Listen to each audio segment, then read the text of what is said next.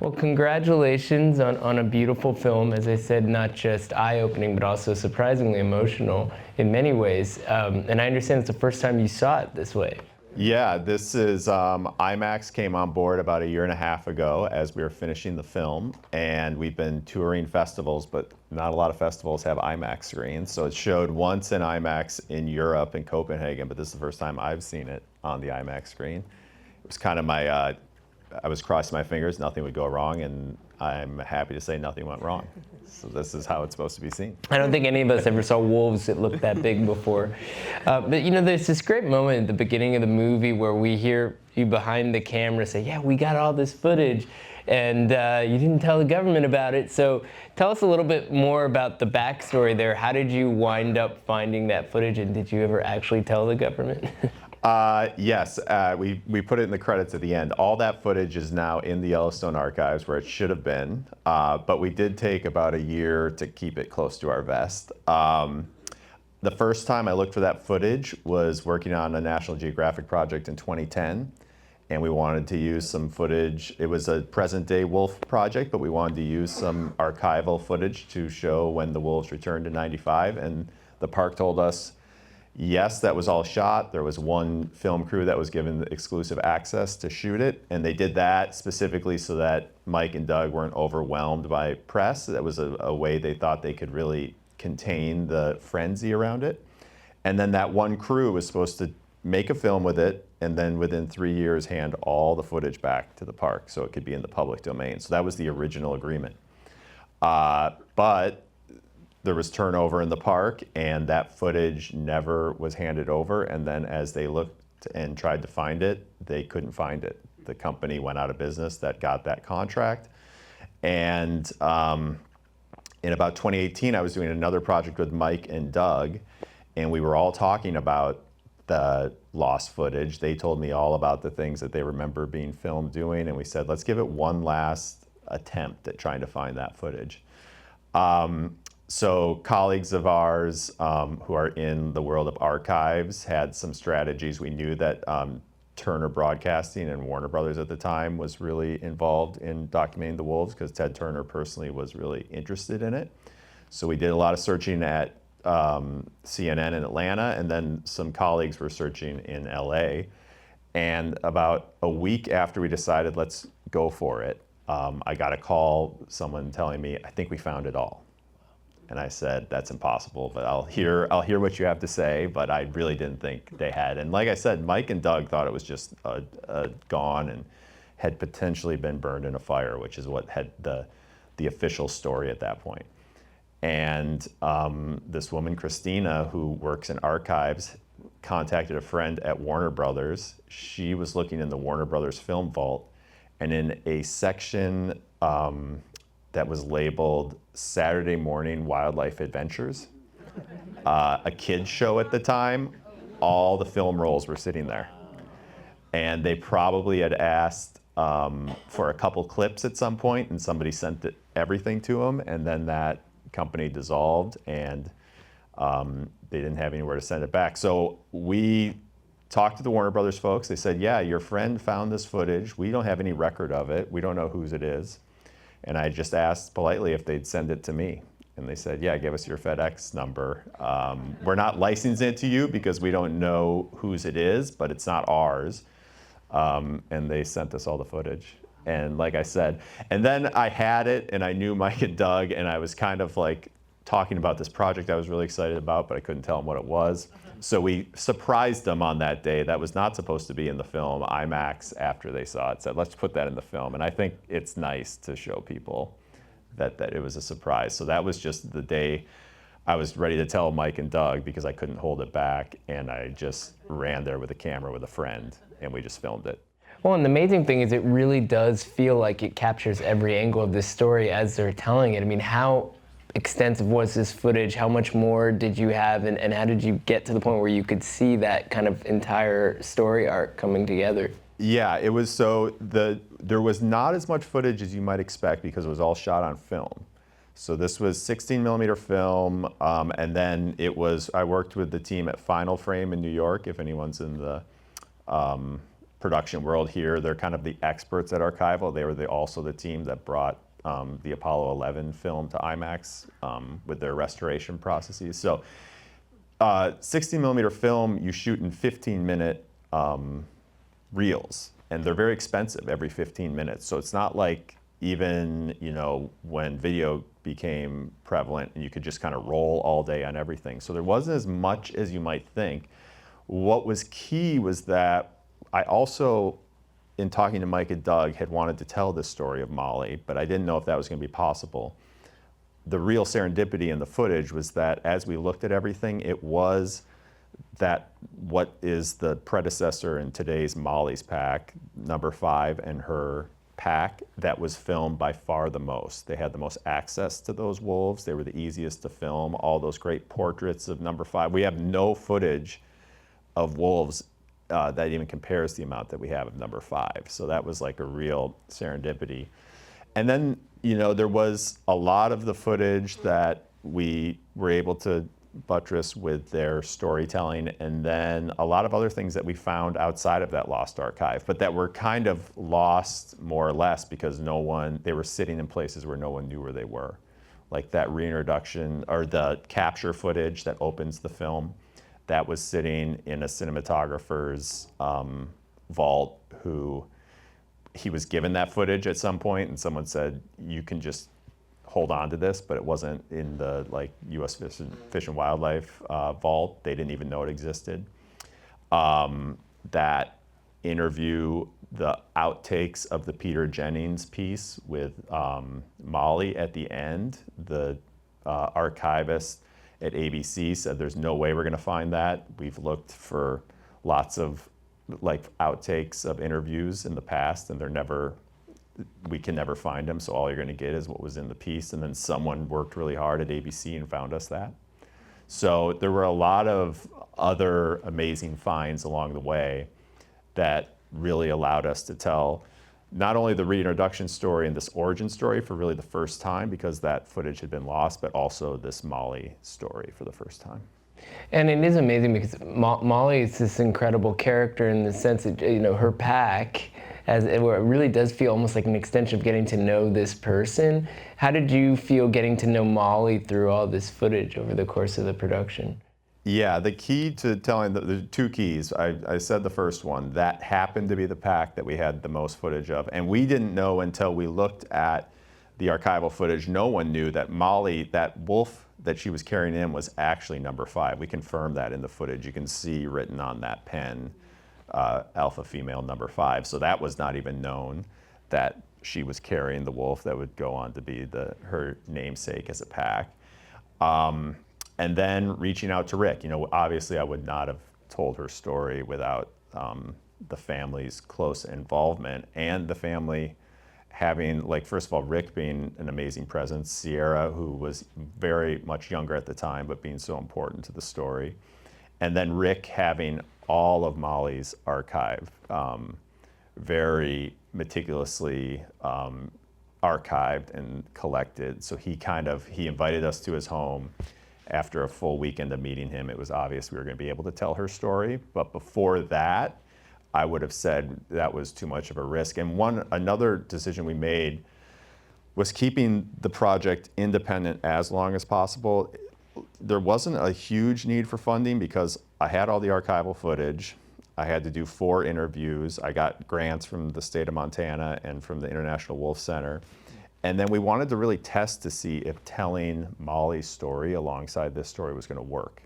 And we didn't want to get a potential broadcaster or partner on board that could have been afraid of telling Molly's story. And we didn't know if it was going to work. So it really took us putting it together and having a couple early rough cuts that we then screened to friends, family, other colleagues in film, and it became apparent what we felt. We thought it was working, but you sometimes are so close to these projects, you don't know if it's actually going to land with an audience. We realized, okay, we can do this, and then we kept taking it further. And it wasn't until we had a rough cut that we started showing it to potential partners, and that's when IMAX came on board. It definitely works. Yeah, thank you. One last thing, and then we'll open it up to questions from the audience. I'm wondering, to what extent you see this as a microcosm of challenges related to conservation nationally and internationally. I think for several generations growing up with the Endangered Species Act, it just seems like a fact of life.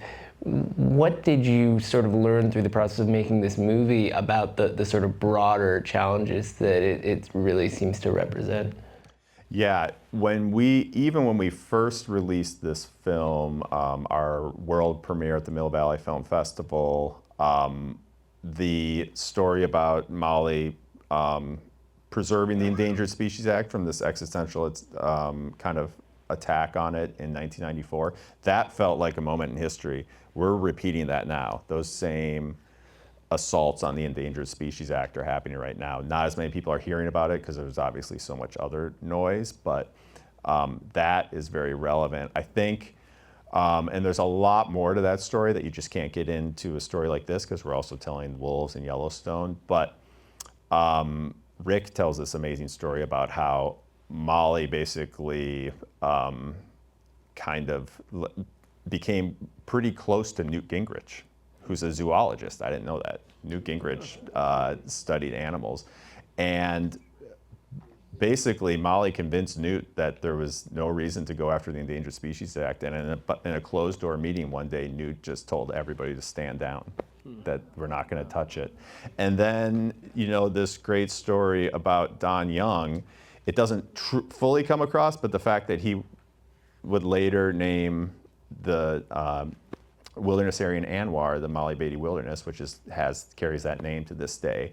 I think what we wanted to show here is, yes, there was an adversarial kind of scenario in Washington, as there always is, but there was also like this common ground that people are finding. And Molly and Don Young, he talked about her for the ABC piece, and they became, colleagues that disagreed, but were very collegial with each other. So I think that's kind of the environment that we're looking at here and wishing that things could be closer to. And there was still like at least an effort for people to find common ground on these issues. But yeah, they're completely relevant today. And the disappointing part is how kind of dug in everyone is, and there's not really a lot of movement.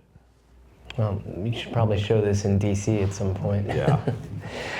Any questions from the audience? Yeah, we were starting the way back. We do have a microphone, so let's make sure that we get that up to you because. 3 years ago. Wait, hang on. Get the microphone. It's kind of a big room, so we don't want you to shout. Thank you. 3 years ago, I was in Montana wolf watching, and the legislature had opened up hunting, and 20% of the wolves, the federally protected wolves, were killed, I think, in the first year. Had they come back, I think they curtailed the hunting in those two areas subsequently. But have those wolves come back? Has the packs rebuilt?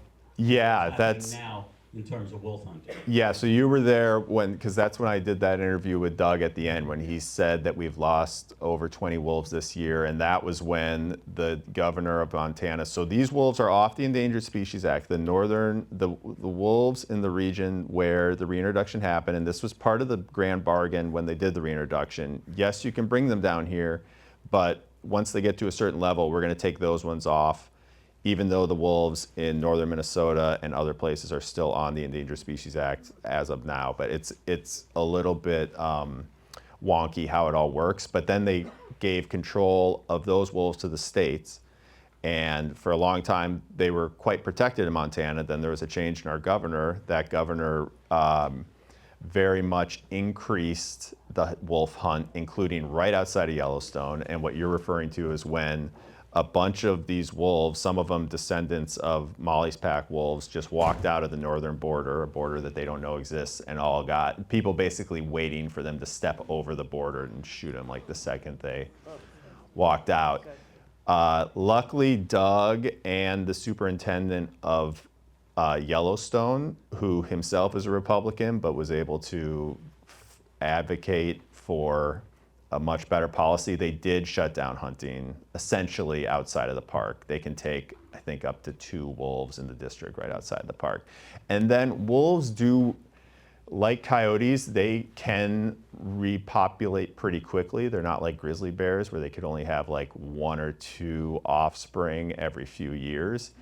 So the numbers are fine, but what that doesn't reflect is when a killing event like that happens, their packs are social groups, they're families, and it completely scrambles the entire kind of social hierarchy and the family hierarchy. So it really does send them into a lot of chaos. So numbers wise, they're doing fine, but it doesn't really capture kind of what it does to them in terms of packs and family units.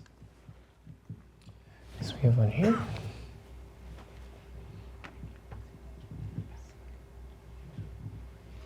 What a beautiful film. Thank you so much Thank you. for that. Never knew how spectacular Yellowstone National Park is. I'm just wondering if you could speak a little bit more about how the wolves help the ecosystem and how the wolves help the other creatures in the ecosystem. Yeah,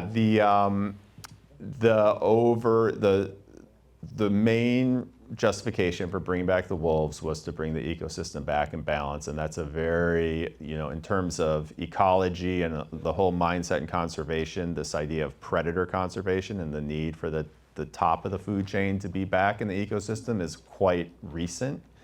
In general, we've always advocated well for the herd, the game species, the herd species, but once a predator has been eliminated, and a lot of that happened before any of us had any say in the matter, it's very hard to bring a predator back because of the perceptions around them, because they are going to cause some hardship to some individuals.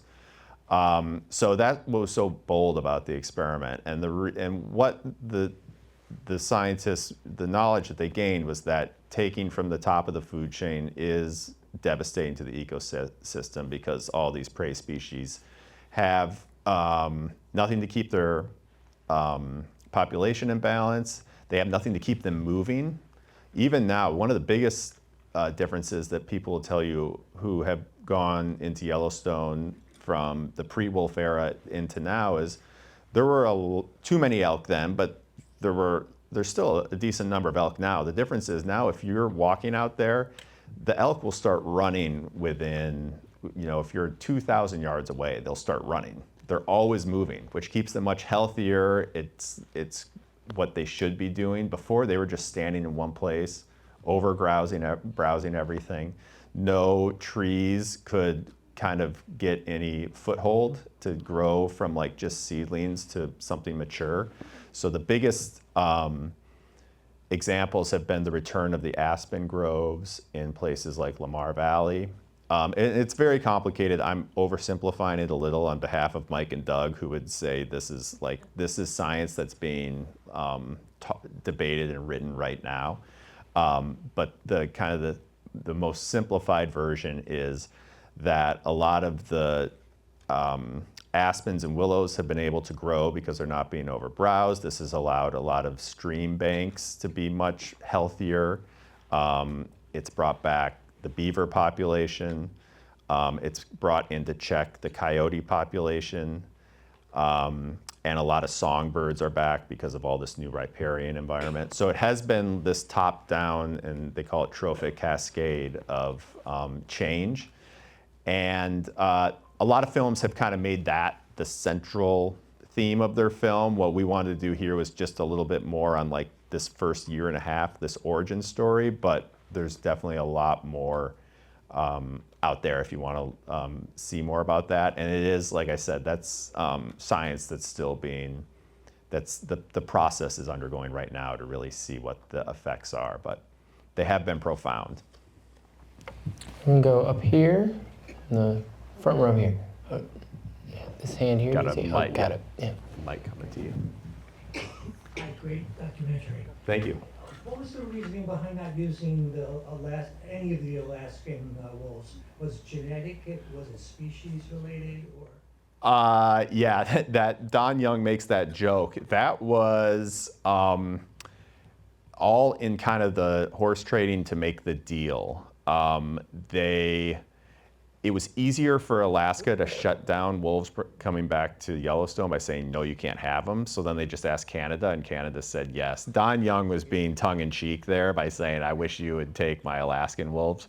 And the same has happened recently with wolf reintroduction into Colorado, where there's other states who, like Montana, who we say, you know, please go hunt our wolves, but then Colorado's saying, okay, we have a mandated by the electorate reintroduction project happening. Could we take 12 wolves? And Montana says no. Really just to thwart their effort, because they clearly don't want 10 extra wolves in Montana. So yeah, it's more of a political game. And then the wolves that they did use in Canada were the closest in terms of what they think genetically the Northern Rockies were, and the closest prey base to what they would encounter in Yellowstone. So up in Alaska, you have less elk. You have different herds that they're going after. So that was another part of the reasoning. But yeah, Alaska was more, Canada was more accommodating. Yeah. Back here.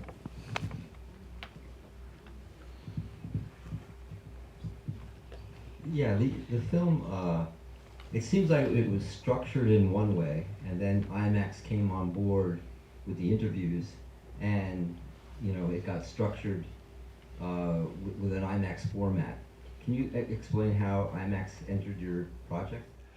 Yeah, there's actually, it's going to be somewhat confusing, especially as it comes out next year. IMAX, what you're watching right now is very similar. You know, we didn't have IMAX in mind when we made the film. We wanted to just tell the best story possible. So what you're seeing here is our feature-length cut that, at the urging of IMAX, we got about 12 minutes shorter, and I actually think it's better for it at 90 minutes than what we had before. So that was kind of our last process. When you think you have your film done, they say cut another 12 minutes, and you're like, it's impossible, but then you do it, and you're like, actually, it's probably better for it. But this is very much what the IMAX feature version is. When IMAX came on board at the time, they thought they were going to be doing more in feature documentary, but because now in every major Hollywood movie, the IMAX format is so important to the entire box office, there are less opportunities to show a feature than there were when they came on board. So we will also have a 40-minute version that'll show in museums and kind of like the classic IMAX format that are showing every day when school groups come in. And that was even harder. So then I had my 91-minute film, and they're like, cut it down to 40. And I was, you know, of course I thought it was impossible, but then you get in the room, you do it, and we just recently showed that on an IMAX screen to all the theater owners of those institution theaters. And they all loved it, so it worked. You know, I kind of sat there wondering, how could they possibly get this? They're missing all this and all this, but it totally worked. So it was another really interesting exercise. So you might meet people who you're talking about the film, and you're talking about, you know, the really emotional part with Molly having that letter read to her at the end, and they're like, that never happened in the film. And then you'll know one of you saw the 40-minute version, and one of you saw the 90-minute version, and they will continue to show both of them, but the 40-minute version I think will just end up having more of an audience because it'll show for like a year in those theaters every day for school groups and things like that. Glad you could clarify. Yeah. And one more note I wanted to make on the film, our composer, Dash Hammerstein, is here tonight. He's a New Yorker, and he did an amazing job.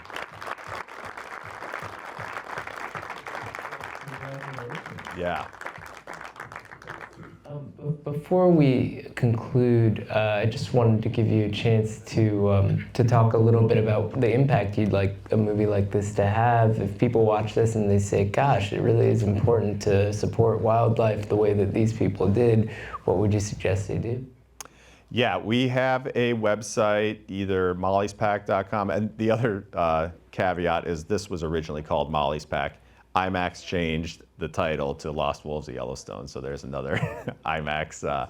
And actually, since the title's been changed, we've been getting more people in these screenings because people can see wolves in Yellowstone and they don't confuse it with that gambling movie, Molly's Game. That was becoming big difference. So, I think that actually, to their point, but mollyspack.com or lostwolvesofyellowstone.com is a website that will have all sorts of links and outreach. And I would say, our team recently did a project called Path of the Panther about the Florida panther. And that had incredible real-world, on-the-ground impact with the designation of the Florida Wildlife Corridor by Governor DeSantis after that film came out. This film, I think our big goal is that it's kind of more of a universal story that big things are possible, restoration is possible. The wolf issue is very thorny, and there's a lot of stuff being done at like the legislative level in all these different states, and it's kind of hard to even track. I prefer when Mike and Doug are here for them to answer these questions because it's changing all the time. And there are some great organizations that always advocate for wolves, like the International Wolf Center and Yellowstone Forever. But our hope with this is that it's really about these big ideas around restoration and bold, big projects that are pretty daring, but we can pull them off if the right people are in the job and if people are behind them. Well, congratulations, and thank you for bringing this beautiful film to us tonight. Thank you for being here, everybody. Thank you.